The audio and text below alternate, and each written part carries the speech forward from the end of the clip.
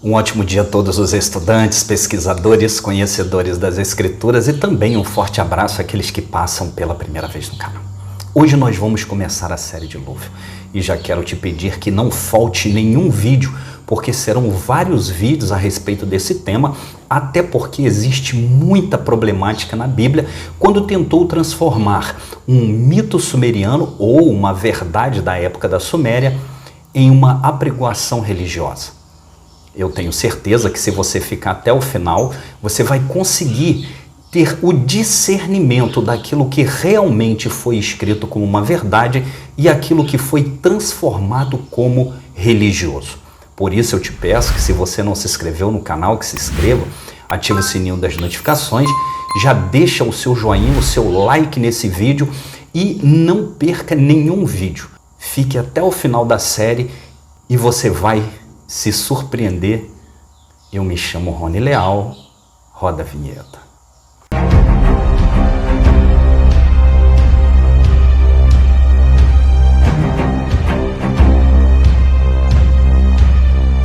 Eu tenho certeza que você já ouviu falar sobre Noé e sua arca. E dentro dessa questão religiosa, você já deve ter ouvido também dizer que um homem, ele resgatou todos os animais da terra para poder salvar ali não só os animais, mas também a espécie humana. Tenho certeza que quando você ouviu isso, você também ouviu que isso era uma inspiração dada por Deus para que os outros povos pudessem saber como Deus salvou o homem. Você já parou para pensar se realmente aconteceu do jeito que foi ou teve um dedinho religioso para mudar essas coisas? Para poder entender isso, nós vamos ter que formalizar. E nessa formalização, para você não ficar boiando igual a arca, temos que entender se realmente o nome dessa figura foi Noé ou se Noé foi uma adaptação religiosa para dizer que era do povo judeu. E o primeiro relato que a Bíblia traz de como Noé nasceu, ela diz assim: Lameque viveu 182 anos e gerou um filho, pôs-lhe o nome de Noé, dizendo: Este nos consolará dos trabalhos e das fadigas de nossas mãos, nesta terra que o Senhor amaldiçoou. Nesse primeiro registro da figura Noé na Bíblia, já encontramos vários problemas. O primeiro problema é saber se realmente dentro das Escrituras é dito dessa forma ou foi uma adaptação religiosa. Para isso, vamos ler algumas traduções de outras Bíblias. Almeida Corrigida Fiel e Almeida Revisada e Corrigida diz: A quem chamou Noé, dizendo: Este nos consolará acerca das nossas obras e do trabalho de nossas mãos, por causa da terra que o Senhor amaldiçoou. A tradução do Novo Mundo das Testemunhas de Jeová diz: Deu a ele o nome de Noé, dizendo: Este nos trará consolo, aliviando-nos do nosso trabalho e do esforço doloroso de nossas mãos, causados pelo solo que Jeová amaldiçoou. E nessas pequenas traduções já encontramos vários problemas. Primeiro, em uma tradução diz que Noé seria um alívio, na outra tradução já diz que ele seria um consolo. Algumas traduções diz que ele seria um alívio do trabalho, do esforço trabalhoso. Na outra tradução já diz que ele seria um alívio da dor do trabalho. Mas será o que no hebraico a palavra quer dizer? E dentro deste hebraico vamos traduzir na melhor frase possível. E chamou o seu nome Noa, dizendo: Este consolará do trabalho e da dor de nossas mãos, por causa da terra que o Senhor amaldiçoou. Então, para entendermos que dor era essa que Noé deveria livrar aquele povo e por que Deus teria amaldiçoado para que Noé fosse um alívio, a Bíblia não fala. Para nós entendermos que dor era essa, nós temos que definir de onde a Bíblia retirou essa história. E para isso precisamos vasculhar nos registros mais antigos das tábuas sumerianas, fazer uma linha para tentar achar quem era este homem que a Bíblia chama de Noé. Porque se formos em várias culturas e passarmos por diferentes povos, nós vamos ver que na religião cristã o nome dele é Noé. Na tradição judaica é Noa. Na tradição babilônica ele se chama Unapistim. Se nós formos passar pelos hinduístas, nós vamos achar Manu, e não deixamos de trás a Grécia para falarmos sobre Deucalião. Diante de todos esses relatos, nós temos que ir no mais antigo. E qual é o mais antigo deles? As tábuas sumerianas. Temos que fazer um rastro para achar a família, a árvore genealógica deste homem e assim encontrá-lo dentro da Bíblia. E todos aqueles que já assistiram os outros vídeos estão lembrados que logo depois que os anjos casaram com as filhas dos homens, a terra já estava passando um problema climático. Havia explosões no sol, havia tremores na terra, os gelos estavam estalando, os Elohims eles estavam preocupados com os problemas que haviam de vir. E também, enquanto os trabalhadores terrestres estavam ali se esforçando no trabalho pesado, preste bastante atenção, Lumak, ou Lameque da Bíblia, ele era o capataz. Ele era aquele que controlava as rações dos homens civilizados para o trabalho e fazia ali todo o esforço que era para os Elohims fazerem. E Lumak, ou Lameque, com aquele grande trabalho nas mãos de capataz, ele já estava sofrendo ameaças dos Adapitas. Estavam ali apertando ele porque cada vez mais que ele dava trabalho, menos ração, menos comida ele dava para os Adapitas. E assim diz as tábuas sumerianas. Em que enviou uma palavra a seu filho Marduk, chama o Lumak aos seus domínios, para que aprenda como podem construir uma cidade os terrestres. E quando foi chamado Lumak aos domínios de Marduk, levaram a sua esposa Batanash à casa de Nimar no Shurubak, a cidade do refúgio, para protegê-la e resguardá-la das enfurecidas massas de terrestres. Mas enquanto eles tentavam proteger a esposa de Lameque ou Lumak daquelas massas terrestres, daqueles Adapitas que queriam pegar aquele capataz, ela não estava protegida aos olhos de Enki. Diz as tábuas sumerianas que ela era uma mulher muito bonita. E assim diz, e assim continua dizendo as tábuas. No teto de uma morada, quando Batanash se estava banhando, Enki a tomou pelas coxas, beijou-a, derramou seu sêmen na sua matriz, Batanash ficou grávida. O ventre lhe tinha inchado. Enviou palavra a Lumak, desde o Shuruppak, volta para o Edim, vais ter um filho. Então Lumak volta correndo, feliz porque ele vai ter um filho, e ali naquele período da gestação, aquele menino nasce. E as tábuas continuam dizendo. Tinha a pele branca como a neve, a cor de lã era seu cabelo, seus olhos eram como os céus, seus olhos brilhavam com um resplendor. Assombrado e assustado, estava Lumak, foi correndo até o seu pai, Matushal. Diz as tábuas sumerianas que Lameque ficou assustado. Preste bastante atenção se vocês não veem um paralelo com isso ao livro do Apocalipse. Diz as tábuas que Lameque olha para aquele menino, ele tem uma pele branca como a neve, cabelos como uma lã, os seus olhos cheios de resplendor como chama de fogo, e ele fica preocupado e vai até o seu pai Matushal, ou Matusalém. E diante daquilo começa uma interrogação se aquele menino seria filho de um Igige ou um anjo, ou se ele seria filho de um Elohim. Até porque a terra ela já estava repleta de anjos casando com as filhas dos homens, e Lumak ficou preocupado com aquilo porque este menino poderia ser um filho dos anjos. Mas diz as tábuas que Batanash diz que não era, e assim diz Matusalém, que o filho que te nasceu, estranho como é, seja um augúrio de que nos chegue uma pausa. Mas por que Matushal disse isso a Lumak? Preste bastante atenção que este filho seria um auguro que daria o quê?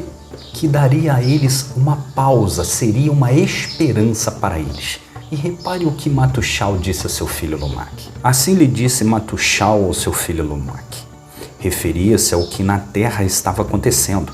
Naqueles dias os sofrimentos foram aumentando na terra. Os dias se foram fazendo mais frios, os céus retinham as chuvas, as colheitas diminuíam nos campos, nos redis haviam poucos cordeiros.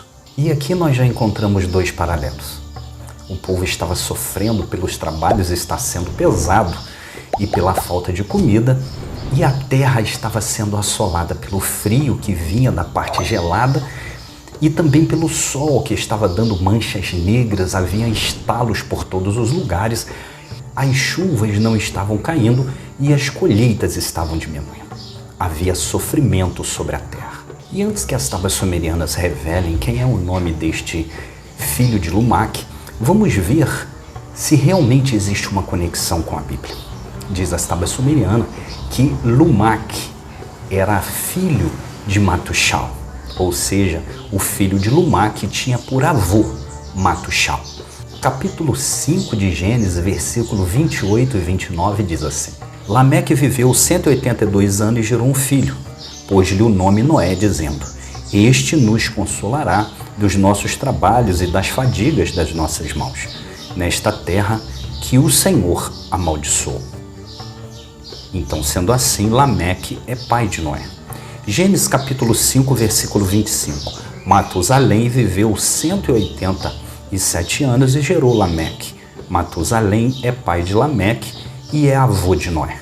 Então vemos aqui uma conexão perfeita.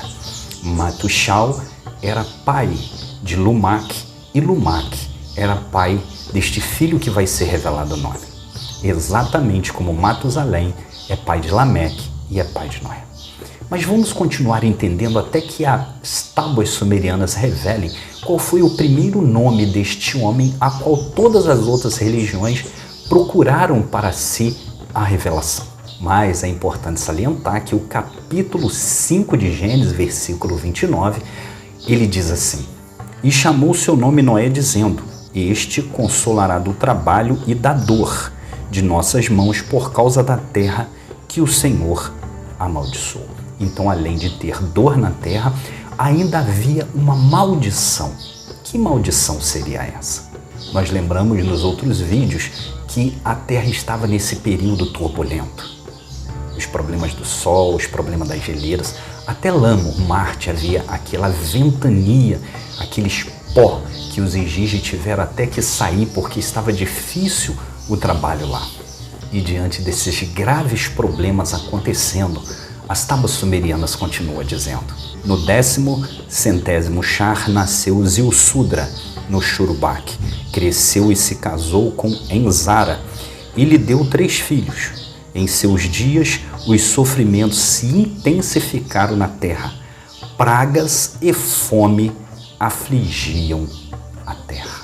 Então agora, além de tudo aquilo que as tábuas sumerianas já haviam falado, essa intensificação de dores na terra, ele se multiplicou com pragas e falta de alimento. Mas agora as tábuas revelam o nome do filho de Lameque, do neto de Matusalém, Zilsudra, o nome que todas as outras religiões adaptaram para si como se fosse a revelação da sua própria religião. Então agora as tábuas sumerianas, elas confirmam que haviam na época de Zilsudra um aumento de fomes e de pragas que assolavam os trabalhadores terrestres. Além daqueles esforços que eles tinham que fazer para poder extrair o ouro, agora havia doenças massacrando e havia escassez de comida, porque não havia chuva e nada se brotava. A terra estava um caos. Zilsudra nasceu, Noé nasceu, Noa nasceu, Deucalião, Mano. Então Zilsudra nasce. Para a religião cristã, nasce Noé. Para os judeus, nasce Noa. Só que dentro dessas versões religiosas existem vários problemas. Um dos primeiros problemas se encontra na tradução do Novo Mundo e da Nova Versão Internacional. Diz essas versões que Noé seria um alívio para aquelas pessoas. O nascimento de Noé e o próprio Noé traria esse alívio para eles. Aí eu vos pergunto, que alívio foi esse? Porque segundo as tradições cristãs, Noé entrou na arca, meteu o pé sozinho com a sua família e deixou todo mundo morrer. O alívio seria a morte? Foi esse o alívio? A morte?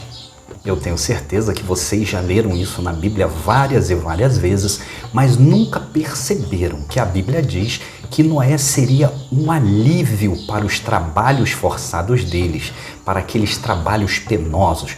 Noé seria ali aquele que traria o refrigério para eles. Só que refrigério é esse? É um refrigério que a religião acha que deveria trazer. Esse é o problema de pegar textos históricos e transformar em religioso. Os textos históricos diz que quando Zilzudra nasceu, o avô dele, o pai dele, aquelas pessoas disseram que ele seria um presságio de algo bom que poderia acontecer com eles, porque eles estavam nos seus trabalhos forçados e havia muita dor, havia muita fome, muita peste. Então nascer um menino daquela forma seria para eles um alívio de que as coisas boas começariam a acontecer, mas não que ele seria o salvador da pátria. O salvador da pátria é colocado assim na religião para que a religião adaptasse alguns meios de trazer para si a obediência dos seus fiéis. E sabe por que você leu isso várias vezes e não percebeu isso? Porque você lê com uma mente religiosa. Você já olha para esses textos bíblicos com uma mente fechada dentro do proselitismo. Aquela coisa que diz assim, não, como Noé, como foi nos dias anteriores ao dilúvio, ninguém deu ouvido à pregação de Noé, todo mundo virou as costas, todo mundo bebia, e aquela conversinha proselitista. Então, quando você lê a Bíblia, você lê com essa visão, uma visão proselitista. Então, você não consegue ver as minúcias que existem na Bíblia, porque quando eles transformam textos históricos em religiosos, eles deixam lacunas abertas que são tampadas com uma visão completamente proselitista. Prestem bastante atenção. Quando vocês lerem a Bíblia, não leem com mente religiosa. A Bíblia é um livro religioso de adaptações religiosas, mas leem num cunho completamente didático. Leem a Bíblia num cunho completamente acadêmico, para que vocês possam extrair tudo aquilo que é religioso e aquilo que é acadêmico. Acabamos de ver, por exemplo, que uma coisa que está dita não aconteceu. Agora Noé nasceu. O grande construtor naval nasceu. Que dor seria essa? Será que realmente teve pessoas que foram aliviadas dessa dor? Segundo a tradição bíblica cristã, todos morreram afogados. Será que realmente todos morreram? Será que realmente coube naquela arca todos os animais da terra? Você já parou para pensar, já pegou as medidas da arca e já viu o tamanho dela? Qual é o verdadeiro motivo do dilúvio? Como ele aconteceu? São os temas dos próximos vídeos. Por isso eu te peço que, se você não se inscreveu no canal, que se inscreva, ative o sininho das notificações, dê o seu joinha, que é muito importante, compartilhe esse vídeo, se inscreva no Instagram, não deixe de assistir os próximos vídeos. Se você tiver alguma dúvida, deixa no direct, deixa no YouTube, deixa no WhatsApp, que está na descrição do vídeo. Não é constante que eu vejo no Instagram, então deixa a pergunta no WhatsApp, com certeza eu vou responder. Eu me chamo Rony Leal. Um grande abraço e até a próxima.